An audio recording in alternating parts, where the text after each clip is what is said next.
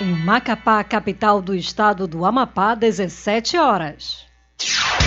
Está no ar o programa Nas Ondas do Judiciário.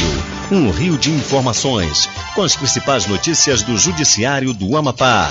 Entrevistas, prestação de serviços à comunidade e a interação com os ouvintes. Programa Nas Ondas do Judiciário.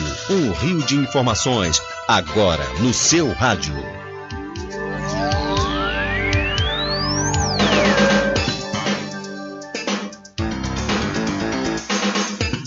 Olá, boa tarde, muito boa tarde para você aí de casa. É sempre uma grande satisfação, uma grande alegria estar aqui sintonizada com você pela sua rádio 96.9 FM, a sua rádio universitária, através do programa Conciliando as Diferenças.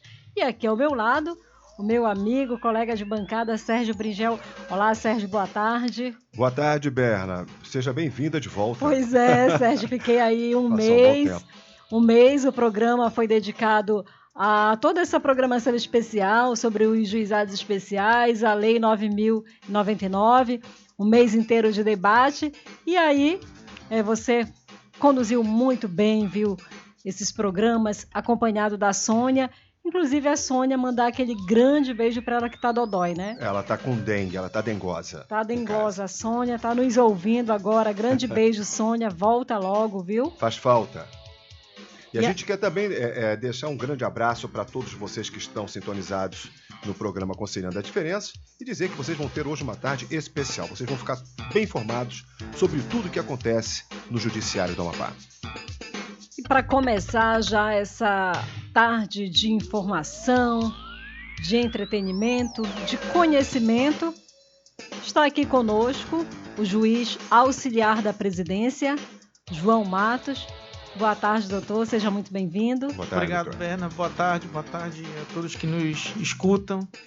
Hoje vou tentar passar algumas informações para vocês daquilo que aconteceu e que vem acontecendo no que toca o tema da audiência de custódia. Doutor, e a gente teve aí uma semana bem intensa de atividades relacionadas à audiência de custódia, exatamente porque houve o lançamento do programa aqui no Amapá. O Amapá foi o 22º estado a receber o programa. Houve a realização de audiência de custódia tanto na capital quanto no interior, e tudo isso com a presença do ministro Ricardo Lewandowski. Isso. Nós vivemos um mês atípico para o Poder Judiciário, mas ao mesmo tempo um mês de muito trabalho, que foi o mês agora de outubro, setembro, né? Setembro, exatamente. No final de setembro, onde nós tivemos aí a abertura do programa da audiência de custódia, nós tivemos o aniversário dos juizados especiais, não é? 20 anos aí da Lei 9.099. Nós tivemos, em razão disso, uma programação intensa com blitz de educativa, não é? Sobre a Lei do Juizado Especial. Nós tivemos aí um programa também com as escolas, não é? Com toda uma maratona de temas sobre os juizados especiais. E também nós tivemos aí a visita do ministro Ricardo Lewandowski, que veio implantar o programa da audiência de custódia. Nós aproveitamos a vinda dele e marcamos também uma agenda com a academia, não é, do Amapá, em que os alunos das universidades daqui do estado puderam assistir a aula magna dele sobre o federalismo, não é? Então, nós tivemos aí uma agenda bem cheia. Estivemos também no Oiapoque, onde tivemos lá a realização da audiência de custódia. Então, foi realmente intenso e com muito sucesso, né? Tudo aquilo que nós realizamos. Sempre lembrando que tudo foi possível em razão dos parceiros que estiveram conosco: Ministério Público, Defensoria Pública, Ordem dos Advogados do Brasil, Governo do Estado do Amapá, município de Macapá. Então, foi intenso, mas sempre muito bem compartilhado. Doutor João Matos, o senhor foi muito elogiado, porque o senhor foi uma das pessoas, uma das cabeças que tiveram à frente da coordenação, inclusive da implantação da audiência de custódia no Estado. Então foi muito elogiado pelo Conselho Nacional de Justiça, pela sua atuação e pelo resultado da implantação do evento que aconteceu aqui em nosso Estado. Agora vamos passar para o lado efetivo da coisa. Após isso, passado, tudo bem, implantado, e agora? Qual é o próximo passo? Então, antes de falar sobre o elogio, acho que o elogio é de uma equipe, não é? Não há uma pessoa, há por trás sempre uma equipe que trabalhou com muito afinco, com muita organização, com muito profissionalismo, desde as pessoas que recepcionaram as autoridades do nosso plenário do tribunal, as pessoas que divulgaram as matérias, não é? A nossa Ascom, o gabinete da presidência, a diretoria geral, então todo mundo, nosso gabinete militar, foi um trabalho conjunto que demonstrou a firmeza, o profissionalismo e a qualidade de serventuário que nós temos. Agora, no que toca ao efetivo da coisa, o que eu posso dizer? Eu posso dizer o seguinte, que a audiência de custódia, como toda e qualquer novidade, ela traz aí algumas dúvidas, não é? Alguns questionamentos e, ao mesmo tempo, no dia a dia, a gente visualiza aquilo que ela produz como eficácia desse método, desse programa de ouvir o réu tão logo ele seja apresentado à autoridade policial após a comunicação da prisão em flagrante. O procedimento hoje instituído, se nós formos levar a cabo o que disse o Supremo Tribunal Federal, o Supremo, ele na verdade determinou aos tribunais e aos juízes que realizem a audiência de custódia. Então, a disciplina em si da audiência de custódia não compete mais apenas uma disciplina, um ato do tribunal autorizando. Então, já há uma determinação do próprio Supremo, ao julgar a arguição de descumprimento de preceito fundamental, de que todos os juízes e tribunais devem realizar audiência de custódia. O que nós fazemos junto com o Conselho Nacional de Justiça é apenas unificar o procedimento, tornar o procedimento mais viável para a realização dessas audiências. Então, a obrigatoriedade já existe. O que nós estamos a trabalhar agora é somente no que toca à logística desse procedimento, porque envolve todo o aparato da polícia, não é? Os outros atores, Ministério Público, Defensoria e, logicamente, nós, o Judiciário. Então, hoje, o procedimento ele parece complicado, mas ele é bastante simples. O que se faz? Hoje você tem um ato prisional, né, realizada a prisão em flagrante. O delegado lavra esse auto, que nós chamamos autos de prisão em flagrante, e ele comunica ao juiz. Quando ele comunica ao juiz, nasce para a autoridade policial a obrigação de encaminhar essa pessoa presa, autuada, ao magistrado no prazo de 24 horas. Então, o que nós temos é exatamente isso. O delegado tem o prazo de 24 horas dele de lavrar essa prisão em flagrante, terminou o auto, aí ele comunica ao magistrado e, depois dessa comunicação, nasce, então, a oportunidade, dentro de 24 horas, do magistrado ouvir aquele réu, aquele autuado, não é? Aquele que foi preso em flagrante, nessa audiência que nós chamamos de audiência de custódia. Aliás, o nome está sendo fruto de uma discussão, se é de fato audiência de custódia, audiência de controle de custódia ou audiência de apresentação, que me parece que é a sugestão do ministro Luiz Fux, né, no Supremo Tribunal Federal. Então, feita essa apresentação, o magistrado, sem adentrar no mérito, é importante que se diga que o magistrado ele não entra no mérito propriamente dito, quando ele examina a segregação dessa pessoa que foi autuada em flagrante, e ele vai completar as lacunas. Ele faz a leitura do auto de prisão em flagrante e, a partir dali, ele pode fazer uma leitura desse auto com a participação do acusado. E isso, para nós, é muito importante, porque o olho no olho, o escutar aquela pessoa que você tem a possibilidade de mantê-la segregada, é muito diferente de você ter apenas o papel. O papel frio, o papel seco, ele pode causar uma impressão que a pessoa que está sendo presa não causa. E algumas vezes a pessoa, quando ela é levada ao juiz, o juiz tira exatamente aquelas dúvidas, aquelas lacunas que o auto de prisão muitas vezes não traz. Ou ele desvela um quadro que não foi apresentado no auto de prisão em flagrante. Então, isso ajuda e contribui para que o magistrado possa dar uma qualidade a essa prisão. Agora, doutor, é importante esclarecer para quem está nos ouvindo aí em casa, de que algumas pessoas até perguntaram, bom, audiência de custódia, agora, quando o preso está lá na frente do juiz e o juiz libera, eles acham, acabou tudo, parou o processo, não tem isso nada. Aqui, então isso é aqui bom que a gente esclareça. É importante lembrar, muito isso. oportuna, viu, Bernadette, a pergunta, porque, na verdade, assim, a audiência de custódia é para o exame da prisão processual. Não quer dizer que você está absolvendo o réu. Não quer dizer que você está ali finalizando um procedimento criminal. Na verdade, aquele réu vai aguardar a sua ação penal e ele vai, de fato, responder por uma ação penal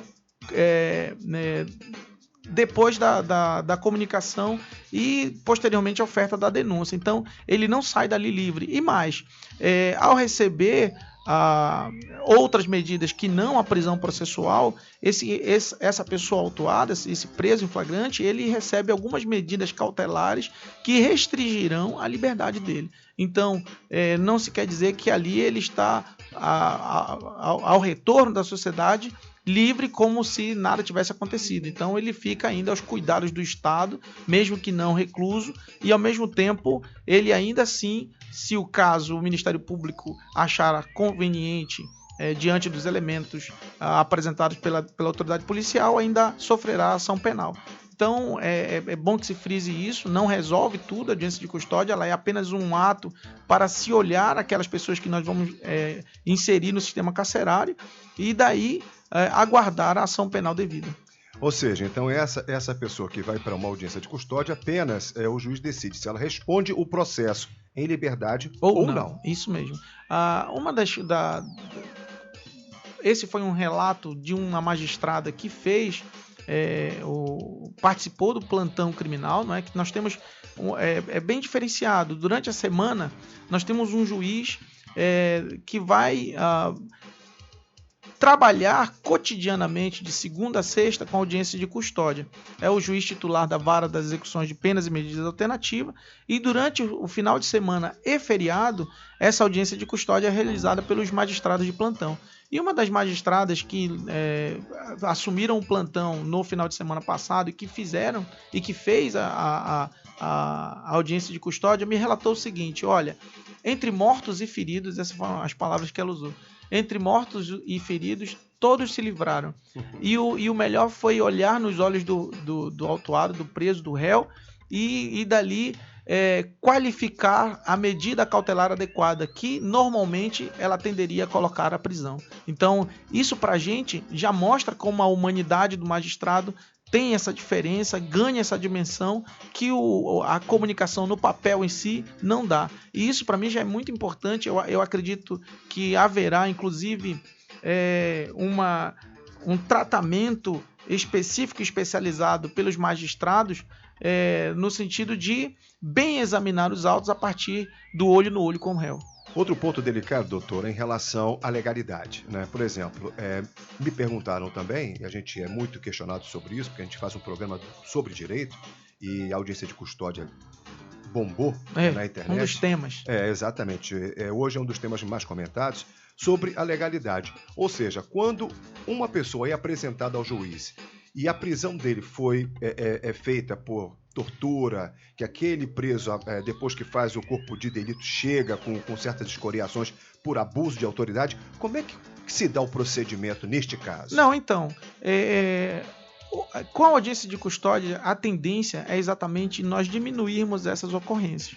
A ocorrência do abuso, a ocorrência da violência, da prisão, nós não vamos dizer que o preso, o autuado, não vai chegar ileso. Porque muitas das vezes, quando a polícia chega, ele já sofreu as agressões por populares, parentes da vítima, e isso daí nós não temos como, o Estado não tem como, a não ser por campanhas pedagógicas, então, mas o Estado não tem como evitar. Então, seguramente, algum percentual de autuado lesionado nós teremos. Agora, nós podemos, sim, procurar os responsáveis também, porque a vingança por ela mesma ou o ato de tortura pela polícia, isso, a audiência de custódia, ela tende a fazer diminuir ou até mesmo desaparecer, porque quando você sabe que tão logo aquela pessoa presa será levada à presença de um magistrado, o magistrado não só toma as medidas necessárias para proteger a sociedade, mas também para resguardar a incolumidade do preso. Então, se houver ali algum vestígio de violência e esse preso imputar essa violência a uma dos agentes policiais que ali trabalharam na segregação dele, seguramente o magistrado fará os encaminhamentos, porque ele é obrigado a encaminhar, é obrigado a levar à apuração qualquer qualquer ato criminoso que ele tenha conhecimento nos autos de qualquer processo ou procedimento criminal. Doutor João, a audiência de custódia no Amapá, o programa foi lançado no dia 25 de setembro. Isso. Houve a realização, né, de uma audiência aqui, que foi exatamente com a presença do ministro, e houve uma em Oiapoque. Em Oiapoque foi simbólica, né, para retratar a questão do interior, né, do programa no interior. Quantas audiências já foram realizadas até agora? Nós temos uma contagem até o dia 30. Lógico que essa contagem já está defasada pelos dias que estamos a viver, não é? Mas nós temos uma contagem até o dia 30 de 25 audiências de custódias realizadas, dentre as quais 1 em Oiapoque e 24 na capital. É assim, só para esclarecer uma coisa. Quando o Supremo julgou a DPF, na verdade ele obrigou os estados a realizarem audiência de custódia, a organizarem audiência de custódia em 90 dias. Mas ele já autorizou que magistrados do Brasil todo possam realizar audiência de custódia. Então, o que acontece? Quando nós falamos simbólica no município de Oiapoque, não é que ocorreu a audiência de custódia e não ocorrerá mais. Uhum. É o contrário. Aquela audiência foi para mostrar que todos já estão habilitados a fazer. O que eles estão aguardando agora é tão somente um ato do Tribunal de Justiça que disciplinará o fluxo dessa audiência de custódia. Mas todo e qualquer juiz do interior ou da capital do estado, estando ele com a competência criminal adequada, ele pode realizar a audiência de custódia. Aliás, alguns magistrados nos interiores, sobretudo, já realizavam audiência de custódia sem saber que o nome era esse.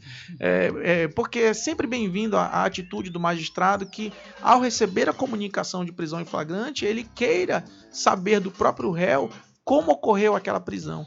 E isso é mais do que fazer um programa, mais do que fazer uma atividade disciplinada pelos nossos órgãos superiores, como o Conselho Nacional, como o Supremo Tribunal Federal, significa que o magistrado está preocupado com a sua comarca e preocupado com a humanidade daquele que está sendo segregado.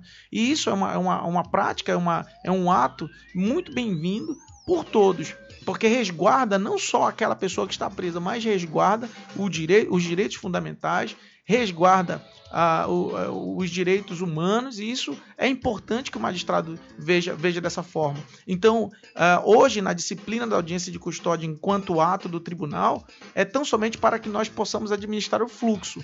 Isso não quer dizer que os juízes dos interiores ou que estejam com competência criminal não possam realizar. É o contrário, eles já estão plenamente resguardados para fazer audiência de custódia a partir do julgamento da DPF no Supremo. Inclusive, o CPP já preconiza que o preso seja ouvido no menor prazo de tempo possível. Sim. O próprio princípio da razoável duração do processo, ele já nos orienta nesse sentido.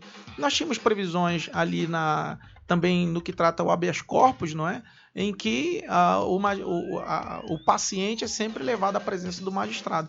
Mas se nós formos olharmos bem os princípios constitucionais que já permeiam o processo como um todo, seja ele civil ou criminal, a gente vai ver que o princípio da razoável duração do processo ele já autorizava essa prática pelo magistrado. Então as dúvidas aí, se o procedimento é legal, se não é, tudo isso já foi dirimido no âmbito do Supremo Tribunal Federal. O que nós estamos aqui é apenas dar um fluxo para isso, melhorar ou melhor, adequar a realidade que nós temos para esse fluxo dessa audiência. A recomendação do CNJ, que o senhor acabou de citar, 90 dias.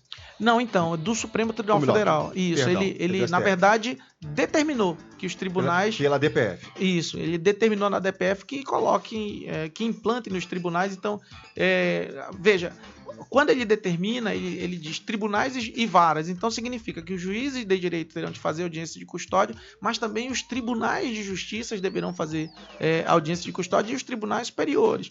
Quando? Naquelas prisões em flagrante dos réus com foro privilegiado. Então, se houver alguma prisão de algum réu com foro privilegiado, prisão em flagrante, o Tribunal de Justiça também terá de fazer sua audiência de custódia. Nós trouxemos para 24 horas. É um tempo que a gente chama que é um tempo... É um tempo que nós imaginamos assim, não só curto, mas ele é um tempo que, se nós olharmos à luz do tempo em que um preso provisório que ingressa no sistema carcerário, que ingressava no sistema carcerário a partir da prisão provisória, decretada simplesmente no papel, o que nós enxergávamos? Que ao ser homologada aquela prisão, ou ter a conversão da prisão em flagrante para a preventiva, o preso só ia encontrar o juiz pelo menos 3 meses, 4 meses, 6 meses, 1 ano depois.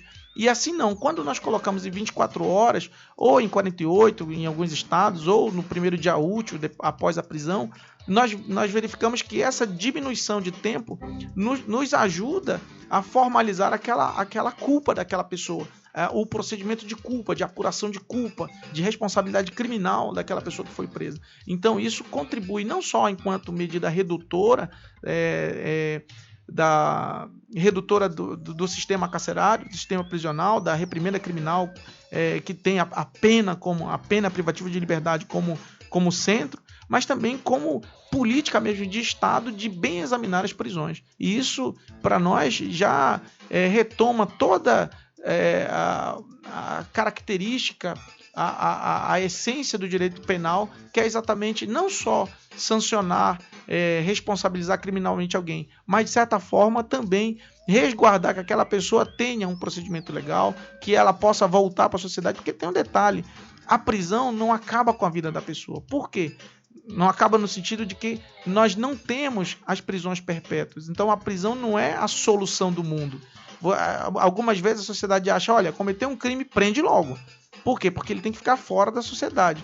Mas se nós imaginarmos a prisão dessas pessoas, elas não são eternas. Essas pessoas voltarão para a sociedade. Então nós temos que examinar quem nós estamos mandando para dentro do sistema carcerário e quem nós temos que deixar, evitar de mandar, exatamente para que a gente não possa criar aquele engrossamento das fileiras de quem vai para o sistema carcerário e volta muito pior para fora. Então, algumas vezes é melhor você fazer essa qualificação agora do que fazer daqui a 3 ou 4 meses, quando a pessoa já tem entra em contato com toda a poluição mental, física que existe dentro do sistema prisional. Eu ia fazer exatamente a pergunta, mais ou menos nesse sentido, que me fizeram essa pergunta. Falaram, Bernadette, mas, por exemplo, passa pela audiência de custódia tanto um preso que roubou um celular quanto que matou alguém? Eu me pergunto. Sim.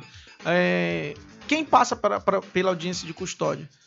Todos os presos em flagrante. Então, independente do crime. O juiz fará a triagem. Essa triagem judicial, essa entrevista inicial, nos ajuda a qualificar aqueles que ingressaram no sistema carcerário.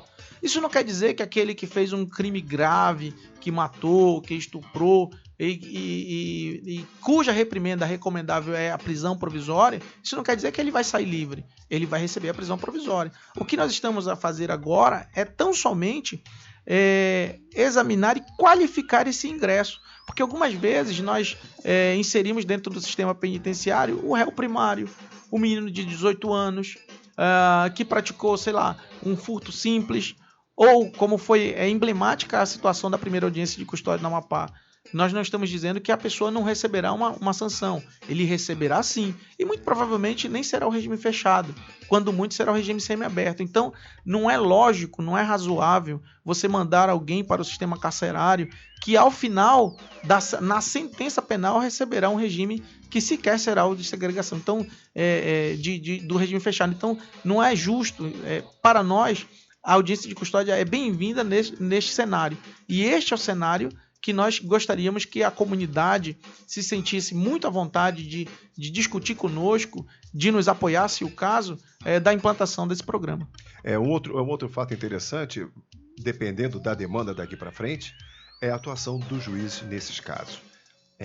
Rodízio, como é que vai ser esse trabalho, plantão, porque vai ser um trabalho intenso, né? Nós tivemos a graça de ter um magistrado que escolheu fazer as audiências de custódia.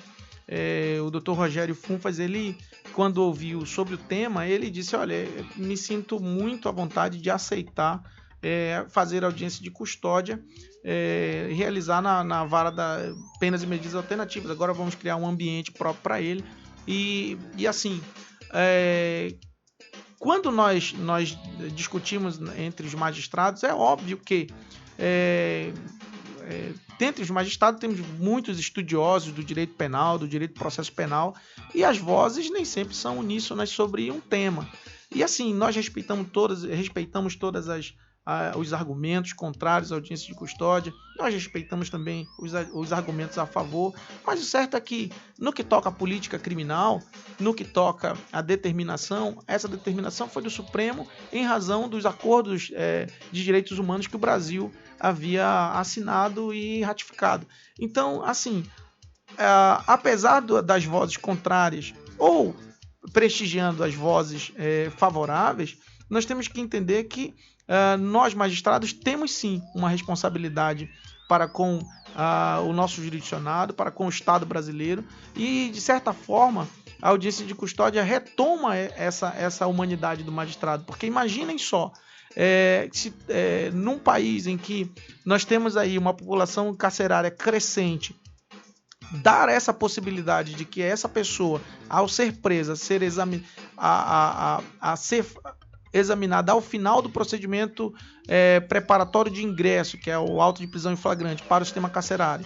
Se você dá essa possibilidade de que o crivo final seja feito por um magistrado, isso não é só uma garantia, isso é uma segurança a todas as pessoas que moram no território brasileiro. Isso, para nós, demonstra como a força da magistratura se organiza e pode constituir exatamente aquele pilar de humanidade e de poder estatal assegurador de todas as garantias dos nossos cidadãos. Então, isso para a gente é muito importante, porque demonstra aí a responsabilidade que o Estado está a colocar para todos os magistrados do nosso país.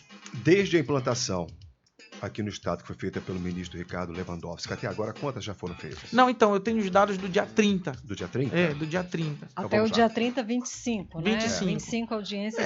Nós tivemos aí 18 que receberam medidas cautelares diversas da prisão e 7 que receberam, dentre essas 25 aí, 7 receberam a prisão processual. É importante frisar também que isso significa, agora é um tema que deve também ser posto à comunidade, que esses 18, ao receber a medida cautelar, eles estarão sob a vigilância do Estado, ou com restrição de horário, ou com restrição de lugares, ou com restrição a pessoas que eles não poderão se aproximar. E, ao mesmo tempo, o Estado faz aí uma economia, porque um preso, ele significa na ordem mensal de R$3 mil para o Estado. Então, se nós temos 18 aí, vamos multiplicar, que vai dar perto aí dos seus 60 mil, 62 mil mês. Então essa já é uma economia para o Estado em que ele pode aplicar em saúde, educação. Não queremos dizer que soltar é o caminho para nós salvarmos o Estado. Não é isso. Nós estamos dizendo que 18 prisões eram desnecessárias. E essas 18 prisões desnecessárias se transformaram em medidas, outras restritivas de direito, que não foram utilizadas para o gasto para o pesado gasto do Estado. Olha, esse número que o senhor acabou de apresentar é um número fantástico, né? Por exemplo, se nós formos levar isso em consideração, que já sendo o que vinha sendo feito, o inchaço do sistema carcerário, e 7 apenas, 18 fora. 18 fora, exatamente. 18 que deveriam estar agora lá dentro. Lá dentro. E quais os crimes? Tem um detalhamento? Que tipo de crime esses 18 Nós temos aí? um detalhamento, eu só não tenho ele agora aqui comigo, mas certo. Nós temos sim a possibilidade de detalhá-lo. São crimes de menor potencial ofensivo. Não, né? são crimes assim, são crimes que o que eu posso dizer? São aqueles que não sugeriram a prisão. Então, nós temos aí alguns crimes que a lei nos expõe, que não sugerem a prisão temporária, ou melhor, a prisão preventiva. Por exemplo, apenados com reclusão ou detenção inferiores a 4 anos. Então, esses aqui já podem ter o caminho da liberdade provisória. Nós temos outros também em que não se faz a presença dos requisitos da prisão em flagrante, em que a gente coloca também medidas cautelares outras que não essas prisões. Então, temos aí esse universo de crimes que sem dúvida alguma foram utilizados como paradigma e foram utilizados nesses casos específicos, desses 18 casos. Mas o interessante, voltando ao assunto, o interessante é que mesmo a lei preconizando isso, que preconiza que eles deveriam estar fora, não poderiam estar como presos. Na maioria das vezes, quando chega o papel, estariam presos. Estariam presos. Era interessante uma coisa dessa. A lei diz que não deveria estar, mas eles também estão. Tem os casos, a audiência de custódia também foi desenhada para, mesmo que hajam os requisitos ali iniciais para a prisão preventiva, o magistrado, diante do caso concreto, ele pode sim examinar e sugerir medida cautelar outra que não a prisão processual. O detalhe que é muito bom que se frise é assim: quando você coloca a medida cautelar diversa da prisão e o magistrado está ali impondo as medidas cautelares outras que não a prisão processual, o magistrado tem a possibilidade de expor as razões pelas quais ele está deixando aquele réu solto. Não é solto no sentido de com medidas cautelares outras que não a prisão. E a explicação do magistrado para esses casos é fundamental para a paz social. Porque uma coisa é você receber a sua liberdade por meio do oficial de justiça, por meio do delegado de polícia, por meio do advogado. A outra coisa é você receber isso da própria boca do magistrado. Né? Quando nós vimos isso, por exemplo, no estado do Espírito Santo, nós vamos colher esses dados para vermos o estado do Amapá também, nós temos aí no universo dos casos em que houve a concessão de medidas cautelares outras, somente 5% dessas pessoas voltaram a praticar novos delitos. Então, 5% é uma margem excelente para qualquer estado. Então, imaginemos, se 5% daqueles que foram liberados, nós tivemos aí numa margem de 95% liberados e que não voltaram a praticar crimes, essa é uma margem que já justifica a utilização do mecanismo da audiência de custódia. E sem dizer que na outra ponta, aquele que mereceu entrar e recebeu do juiz aquele atendimento que ele tanto queria ter recebido, ele entra também já sabendo, eu fui ouvido pelo magistrado. É o que nós chamamos o apaziguamento aí do espírito daquele que entra no sistema carcerário, não é? E quando ele tem essa conversa inicial com o magistrado e o magistrado expõe para ele os motivos pelos quais ele vai permanecer preso, ele já entra com um espírito muito mais sem desarmado, né? Sem aquela intenção de conflito dentro do sistema penitenciário, porque ele foi ouvido pelo magistrado. E quem né? sabe muito aí mais que tranquilo. saia regenerado, né? É o que a gente espera. A ideia é ressocializar essas pessoas, a ideia é ter a prisão realmente como a última razão para o processo criminal, a ideia é fazer gastos com razoabilidade, com adequação no sistema penitenciário, que o Estado possa fazer economias, que o Estado possa reeducar os seus segregados, que ele tenha uma qualidade desse segregado, não basta ter só uma quantidade da população carcerária, nós temos que ter uma qualidade. Tem um dado do Conselho Nacional de Justiça que é muito interessante. Ele diz o seguinte: olha, o Brasil é o primeiro lugar os Estados Unidos, segundo lugar a China, terceiro lugar a Rússia, quarto lugar o Brasil. O Brasil é o quarto país que mais prende no mundo. E assim, em termos absolutos e em termos relativos. O detalhe é que os 3 países que mais prendem antes do Brasil, Estados Unidos, China e Rússia, eles estão fazendo um caminho inverso. A população deles está diminuindo, a quantidade de prisões estão diminuindo. E o Brasil, em quarto colocado, ele tende a crescer, ele está numa caminhada crescente de prisões. Então, nós estamos fazendo alguma coisa de errado. Eles são países que prendem bastante. Nós ficamos, só para vocês terem uma ideia, na frente da Índia, que tem uma população astronômica, diferente da população brasileira, em números absolutos, muito superior. Não é? Então, só para vocês terem essa ideia. Então, talvez repensar o ingresso no sistema penitenciário, o ingresso no sistema prisional e qualificar esse ingresso e ter a prisão como última razão é o que pode contribuir para uma efetividade de política criminal, carcerária e prisional no Brasil. Doutor João, e aproveitando aqui a sua presença, também a Justiça do Amapá ela vai realizar um mutirão carcerário agora em outubro, não é isso? Isso. A nossa ideia é nem tanto usar os moldes das atuações que se faziam do sistema carcerário, mas tentar melhorar os nossos índices de atendimento dos direitos de quem está preso. Não é? Nós devemos ter uma coisa muito séria, que faz parte da atuação do Poder Judiciário. O preso, ele, em regra, tem um direito só. Ele fica restrito de apenas um direito, a liberdade. Mas ele também tem direito à educação, ao trabalho e todos os outros direitos. Ele, quando é condenado, ele perde apenas o direito à liberdade. E essa perda do direito, ele tem algumas limitações, tem algumas condições. Ele, ao cumprir ou iniciar o cumprimento da pena, ele começa a fazer jus ao retorno dele à sociedade. Então, nada mais injusto para nós é mantermos uma pessoa mais presa do que o tempo dela exige.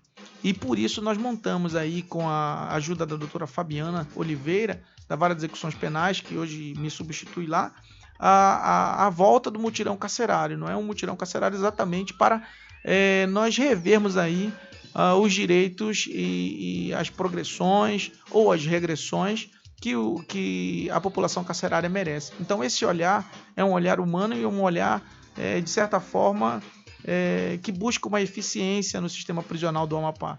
Por isso nós vamos realizar agora, nesse mês agora, o mutirão carcerário. Já marcado para o dia 18. Isso, nós temos uma pré-agenda aqui, que vai daquela semana do 19 ao 22, que ocorrerá ali o mutirão carcerário. Tá certo. Doutor João, a gente quer agradecer imensamente a sua participação aqui no programa Conciliando as Diferenças. Sempre é uma grande satisfação recebê-lo e volte sempre que quiser, viu? Não, eu que agradeço, Bernadette, porque para mim explicar a atuação do Poder Judiciário, informar a sociedade sobre a atuação do Poder Judiciário é garantir uma jurisdição eficiente e uma jurisdição, como é que eu posso dizer assim, qualificada, né? Porque não basta só julgarmos, nós temos que julgar e temos que mostrar que estamos julgando bem. E isso, para nós, nos convida a participar dos programas de mídia, não é? Para bem informar a sociedade dos nossos atos e de como nós estamos fazendo com a atividade jurisdicional. E a comunidade acadêmica que nos ouve agora também agradece aos esclarecimentos e à aula que o senhor acabou de dar. A aula até não digo, mas os esclarecimentos é uma boa tentativa. Eu agradeço. Aula, viu, doutor? Obrigado, eu que agradeço. Obrigada também. E a gente vai fazer um intervalo rapidinho, se é o tempo de tomar uma água e já acionar os nossos repórteres que estão a postos aqui para trazer mais informação para você de casa. Não desliga, a gente volta já. Estamos apresentando o programa Nas Ondas do Judiciário, um rio de informações. Programa Nas Ondas do Judiciário, um rio de informações. As principais notícias do Judiciário do Amapá. Entrevistas, prestação de serviços e a participação do ouvinte. A Justiça do Amapá inaugurou no Fórum de Macapá o balcão de atendimento da FAB. Entre os serviços oferecidos no balcão estão consulta de processo, emissão de guia de custas iniciais e emissão de certidão criminal e civil. O balcão de atendimento está localizado no hall de entrada do fórum e tem servidores preparados e que estão à disposição no horário de 7h30 da manhã às 13h30 da tarde. O usuário poderá procurar a ouvidoria externa, que funciona no Departamento Judiciário do Tribunal, caso o balcão não esteja cumprindo sua função. O Tribunal de Justiça do Estado do Amapá, através da Vara da Infância e Juventude da Comarca de Santana, por meio do Comissariado da Infância e Juventude, tem assumido a causa da criança e do adolescente em sua condição de sujeito de direito e, com isso, desenvolve atividades para garantir um ambiente justo e protetor para o exercício da cidadania. Neste cenário de proteção, a campanha de prevenção do uso indevido de drogas por crianças e adolescentes, efetivada pela Vara da Infância e Juventude, representa o rompimento das formas de dominação, de poder, de omissão e de negligência. Para tanto, incentiva a denúncia, transformando-a numa estratégia eficiente de apuração e combate à impunidade. Ligue para a nossa central Disque Denúncias 0800 285 1581. Lei dos Juizados Especiais. 20 anos de vigência e reflexos no processo penal. Os juizados especiais foram criados para resolver problemas de forma rápida e eficaz. Criado pela Lei 9.099 de 1995, tem o objetivo de buscar sempre um acordo amigável entre as partes. Na presença de um conciliador, as partes participam de uma audiência de conciliação, evitando que elas tenham desgaste durante uma ação judicial. No juizado especial, você pode reclamar questões cíveis com no máximo 20 salários mínimos, sem a necessidade de advogado, ou até 40 salários mínimos, contratando um advogado. Com os juizados especiais, conflitos que precisam do auxílio do judiciário são resolvidos de forma simples e gratuita, em comparação com o juízo tradicional. Juizados especiais, uma conquista da cidadania.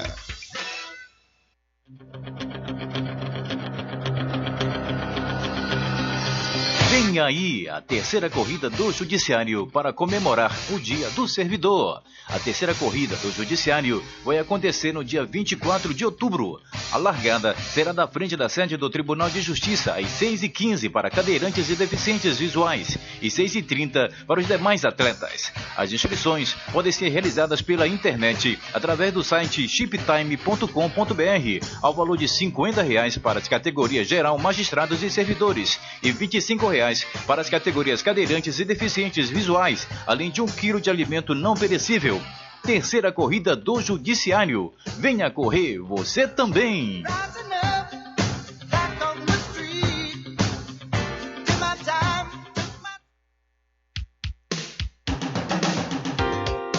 Judici Rádio, a rádio do Judiciário. Uma emissora do Tribunal de Justiça do Estado do Amapá. Estúdio localizado na Rua General Rondon 1295 Centro, Macapá, Amapá, Brasil. A cidadania em sintonia com você.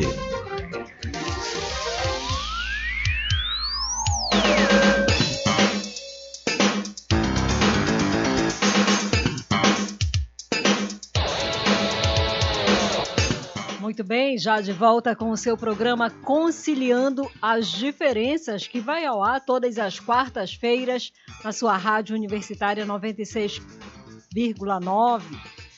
Muito bom estar de volta, viu, Sérgio? Hoje o programa redondinho, com muitas notícias e informações. E com novidade, porque nós estamos tendo, vamos ter corrida, nós vamos ter, inclusive... Simpósio de Direito para os jornalistas. Primeiro simpósio, olha só. A semana aí que a Justiça do Amapá completou 24 anos de efetivo funcionamento no Estado, muita informação. Aniversário da Lei 9.099, foram vários eventos ao longo deste mês de outubro. Setembro, outubro, viu? Não vamos nos perder nos meses. Não, cara, porque eu já era julho naquela época, nós estamos em agosto, setembro, outubro, daqui a pouco eu estou em novembro. Eu já falei que daqui a pouco você já vai estar dizendo Feliz Natal. Bernadette. Né, vai estar fazendo Muito bem, vamos agora a mais informações, porque A Justiça do Amapá completou nesta semana 24 anos de efetivo funcionamento. Plácido de Assis tem os detalhes. Olá, Plácido, boa tarde. Boa tarde, Bernadette, boa tarde, Sérgio, boa tarde a todos os ouvintes. E 5 de outubro de 1991 é uma data que faz parte da história da formação do estado do Amapá. Neste dia, a Justiça Amapaense deu posse aos 27 primeiros juízes e foi planejada para se tornar uma das mais céleres e eficientes dentre as demais do país. Até esta data, o estado, então recém-criado, tinha apenas circunscrição judiciária vinculada ao Tribunal de Justiça do Distrito Federal e Territórios. Durante essas mais de 2 décadas de instalação, muitos investimentos foram feitos para melhor servir ao jurisdicionado e dar efetiva condição de trabalho aos serventuários da Justiça, com a construção e reformas de instalações prediais confortáveis e bem equipadas, sem falar da virtualização processual, que foi outro grande avanço nesse período. Uma das grandes realizações em busca da modernização no atendimento prestado pelo Judiciário. A presidência do Tribunal de Justiça do Amapá ressalta que, com a presença marcante da Justiça em todos os quadrantes do Estado, o Judiciário fez, faz e continuará fazendo uma boa história no cenário da Justiça brasileira.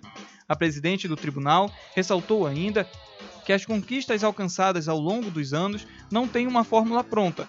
Tem sim muito trabalho e dedicação tanto daqueles que prestaram seu trabalho no início de tudo, quanto os que agora estão ingressando nessa grande instituição chamada Tribunal de Justiça do Amapá.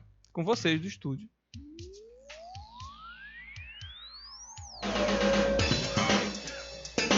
E a Justiça do Amapá, no mês de novembro, vai realizar mais uma edição do Casamento na Comunidade.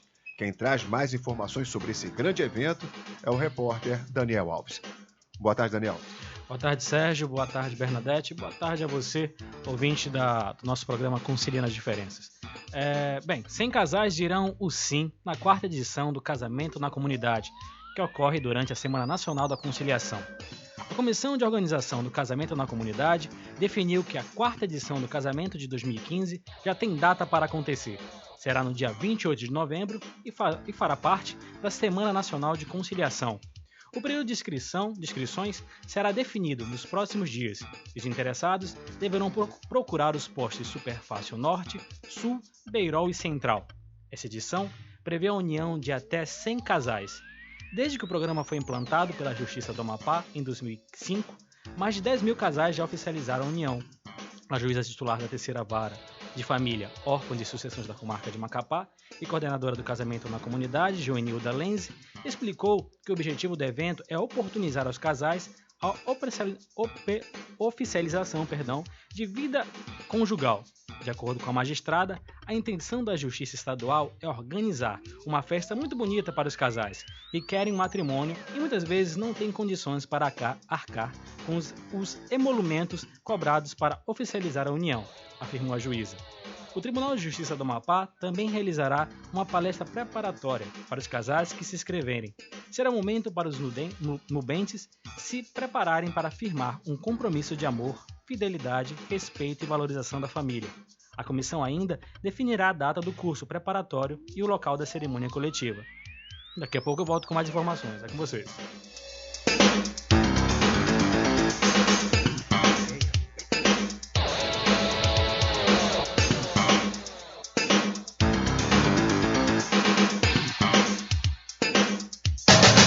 Estamos apresentando o programa Nas Ondas do Judiciário, um rio de informações.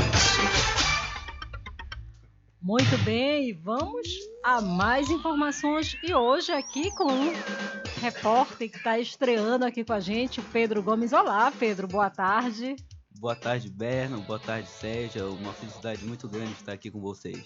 Bom, Pedro, felicidade nossa. Eu sempre digo que essa garotada que está aí, vocês jovens, estão exatamente aí para daqui a pouquinho já substituir a mim, ao Sérgio. A gente já sai de cena para dar lugar a vocês, né, que estão aí ingressando nessa carreira, ingressando no jornalismo amapaense. É o ciclo, né, Bé? Com todo o gás, né? Que É estão o ciclo. chegando. A gente começa, passa, vem, e assim segue a vida, É a assim segue vida, a humanidade, claro. como já dizia Lulu Santos. Exatamente. Daqui a pouco a gente quer estar eu, o Sérgio, o Edson, que já está por aqui, a gente quer estender uma rede, pendurar e tá Olha isso.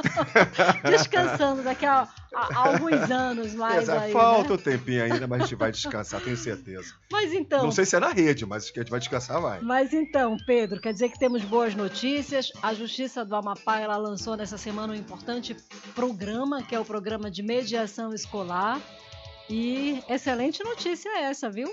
É uma notícia muito boa e a Justiça do Amapá lançou nesta semana no plenário do TEJAP o programa Mediação Escolar, que contou com a participação de professores, alunos e colaboradores da direção da Escola Estadual Raimundo Virgulino. Na ocasião, foi realizado um workshop sobre mediação escolar e os métodos de pacificação social, ministrado pelo facilitador dos cursos de mediação, professor Mário Mendonça Neto. O programa de mediação escolar tem como objetivo realizar cursos de mediação de conflitos na escola, visando identificar, selecionar e capacitar mediadores escolares para atuarem como multiplicadores na mediação de conflitos no ambiente escolar, contribuindo para a defesa dos direitos fundamentais, sobretudo na melhoria das relações dentro das escolas, nas famílias e na sociedade. O evento teve também a participação da presidente do TEJAP, desembargadora Sueli Pini, do desembargador Carmo Antônio de Souza e da desembargadora Estela Ramos. No dia 7 de outubro, a Escola Estadual Maria de Nazaré Pereira receberá o programa. Muito obrigado e volto com vocês do estúdio. Muito bem, Pedro. Obrigada a você, viu? Isso. E que você volte aí na próxima semana com mais informações pra gente. Bacana, né, Berna? Você vê que a gente que já tá um tempinho na estrada, aí você vê uma pessoa começando. O Pedro tá tremendo mais que Mas vara o Pedro verde. já tem experiência. Pedro já deu entrevista pra televisão, já falou no rádio alguma outra vez. Já atua nessa área aí, já convive aqui com a gente, né, Pedro, no jornalismo. Então já não tá tão, como diz, tão verde, não. Já atuo, mas sempre tem aquele friozinho na barriga que é a motivação do dia a dia. Isso é bom, né? isso É bom, viu? Porque o dia que eu falo sempre, o dia que o profissional não sentir o frio na barriga ao fazer o trabalho dele, ele tem que pendurar as chuteiras, porque aí Vai fazer outra coisa. vai né? fazer outra coisa, mudar de profissão. Valeu, Pedro, obrigada, viu? Um abraço, Pedro.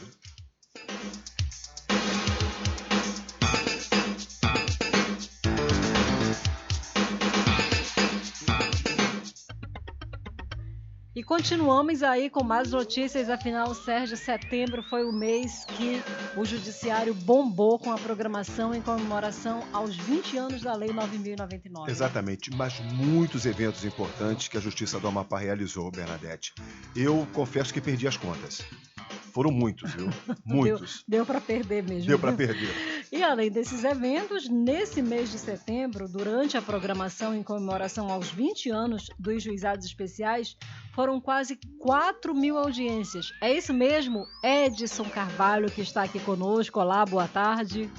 Boa tarde, minha gente. É Sérgio, Bernadette, boa tarde, amigos, sintonizados no programa Conciliando as diferenças. diferenças. Hoje eu estou com a garganta meio ruimzinha, mas vamos lá, né? Então, é isso mesmo. No Amapá, quase 4.000 audiências foram realizadas durante a programação em comemoração aos 20 anos dos juizados especiais. Número considerado expressivo. E o mês de setembro, dedicado ao aniversário de 20 anos dos juizados especiais, foi marcado por comemorações em todo o judiciário e números positivos quanto à atuação dos juizados.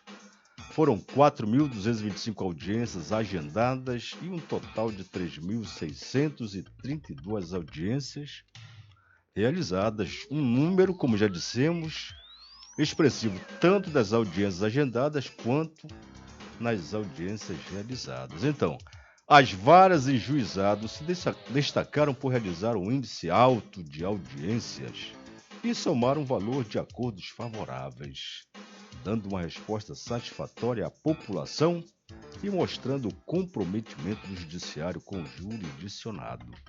Em Macapá, o destaque vai para o juizado da microempresa e empresa de pequeno porte, que realizou 392 audiências de 426 agendadas, alcançando um total de R$ 258.050,12 em acordos. É um bocado de dinheiro.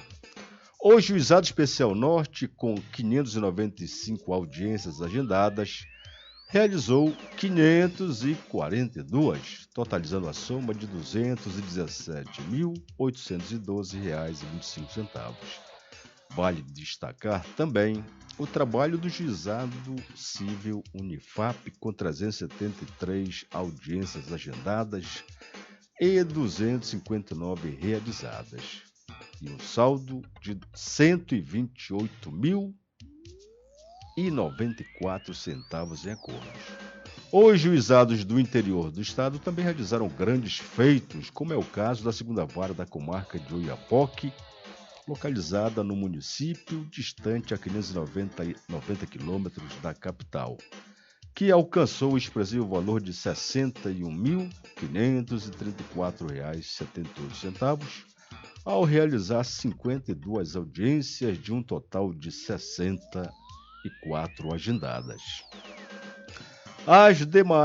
Os demais juizados e varas também obtiveram números significativos, contribuindo para a resposta célere que o Poder Judiciário busca dar a toda a população e marcando da melhor forma possível o mês de aniversário dos juizados especiais.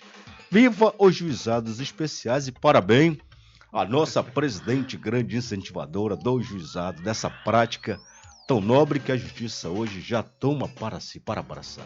É verdade, uma bela prática, viu? Uma bonita prática mesmo. É claro, Berna, que esses números que o Edson acabou de comentar, de falar, para a gente informar, provam que realmente foi fantástica a atuação da Justiça nesse período em relação às audiências, em relação aos acordos fechados durante esses meses, em pouco tempo, mais de 4.000, olha... Excelente número. Excelente número. Então, bom, agora, vamos fazer um intervalo tomar mais rapidinho? uma água, Berna. Vamos tomar mais uma água bem ali? Eu pago o café para você, bora? Eu vou pagar um café para você. Vamos lá.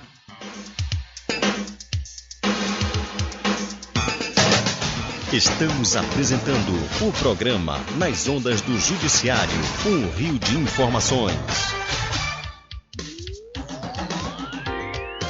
Judici Rádio, a rádio do Judiciário. Uma emissora do Tribunal de Justiça do Estado do Amapá. Estúdio localizado na Rua General Rondon 1295 Centro, Macapá, Amapá, Brasil. A cidadania em sintonia com você.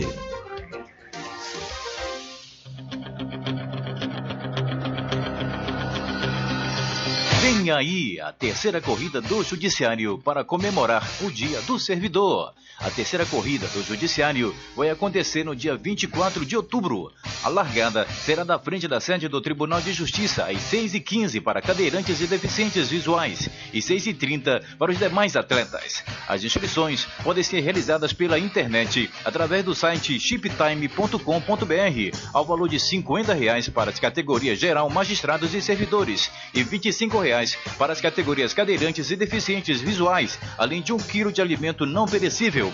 Terceira corrida do Judiciário. Venha correr você também! Programa Nas Ondas do Judiciário, um rio de informações. As principais notícias do Judiciário do Amapá. Entrevistas, prestação de serviços e a participação do ouvinte.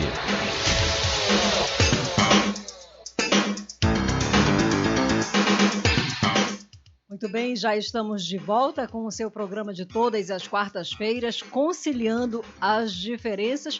Chegamos já ao último bloco, o tempo passou voando hoje, Sérgio. Passou, e nós recebemos aqui ligações, recebemos o WhatsApp de muita gente que queria participar do programa. A gente quer agradecer a audiência de vocês, as pessoas que estão nos ouvindo, Macapá, Santana, Mazagão. Um forte abraço e obrigado mais uma vez pela audiência. É isso aí, viu? Bom, e amanhã, quinta-feira, a Justiça do Amapá vai realizar o primeiro simpósio de direito para jornalistas.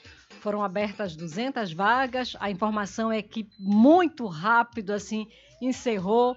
Jornalistas e acadêmicos de jornalismo se inscreveram rapidamente para participar. Que bacana, viu? Que vai ser uma troca de informação, de conhecimento, de experiências importante. Bernadette, a gente estava comentando agora que tem gente, inclusive, mandando aí pro seu WhatsApp que a gente estava vendo, né? Que as inscrições acabaram, infelizmente. Infelizmente, né? Viu? Os amiguinhos que me mandaram o WhatsApp perguntando se haveria ainda como. O plenário tem capacidade só para... Nem é para 200 pessoas, nós já vamos incluir mais algumas cadeiras. E aí encerrou mesmo, gente. Bom, mas vamos saber os detalhes aí, que horas começa, palestrantes, o que vai ser abordado com Plácido. Olá, Plácido, boa tarde novamente. Boa tarde, Bernadette, boa tarde, Sérgio. E o Tribunal de Justiça do Amapá promoverá amanhã, 8 de outubro, o primeiro simpósio de direito para jornalistas. O evento ocorrerá no horário das 15h30 às 17 horas, no plenário do Tribunal. 200 participantes, entre jornalistas e acadêmicos de jornalismo, se inscreveram e terão direito a certificado e material didático sobre as palestras. Os palestrantes serão o Corregedor-Geral de Justiça, o desembargador Carmo Antônio de Souza, que abordará a estrutura organizacional do Poder Judiciário, a secretária de Comunicação do Conselho Nacional de Justiça, do CNJ, Gisele Siqueira, que falará sobre a política de comunicação institucional do Judiciário, e a instrutora do Núcleo Permanente de Métodos Consensuais de Solução de Conflitos, o NUPEMEC, Sônia Regina Ribeiro, que palestrará sobre o papel do jornalista na difusão dos métodos consensuais de resolução de conflitos. Para a presidente do Tribunal, desembargadora Sueli Pini, o simpósio possibilitará ampliar a qualificação dos profissionais de comunicação do Estado do Amapá, dando ênfase a esse direito tão fundamental de todo cidadão, que é a informação, evitando assim a comunicação distorcida ou equivocada, que faz um desserviço enorme à sociedade. É com vocês aí do estúdio.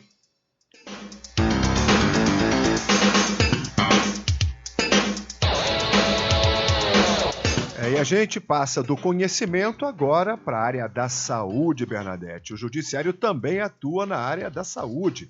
E nós vamos realizar a terceira corrida do Judiciário marcada para acontecer no dia 18 de outubro. E quem traz mais detalhes é o repórter Daniel Alves. Daniel, comprou tênis, comprou a roupa, tá pronto? Já me aprontei, já comprei um bronzeador, principalmente, que eu vou pegar um sol, mas cedinho, bom. Né? Cedinho não vai protetor, na verdade. Bernadette, o sol de Macapá, 7 horas da manhã, já não essa corrida é cedo, 6h15, não é isso? Bom, o Daniel tem os detalhes. Isso, e para quem quer ainda fazer inscrição, até dia 16 de outubro estão abertas as inscrições.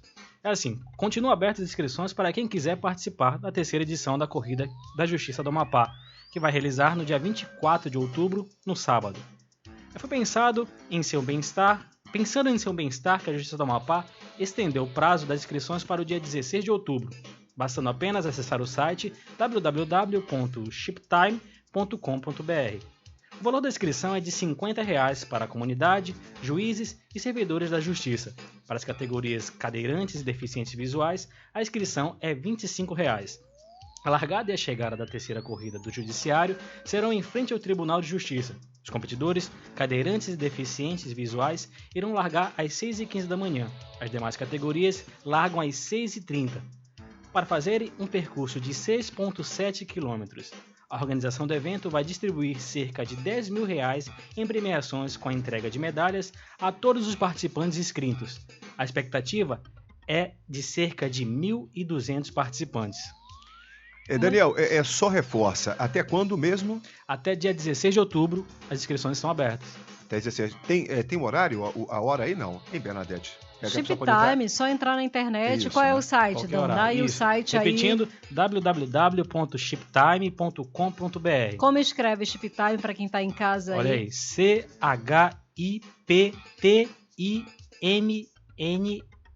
Desculpa, MING.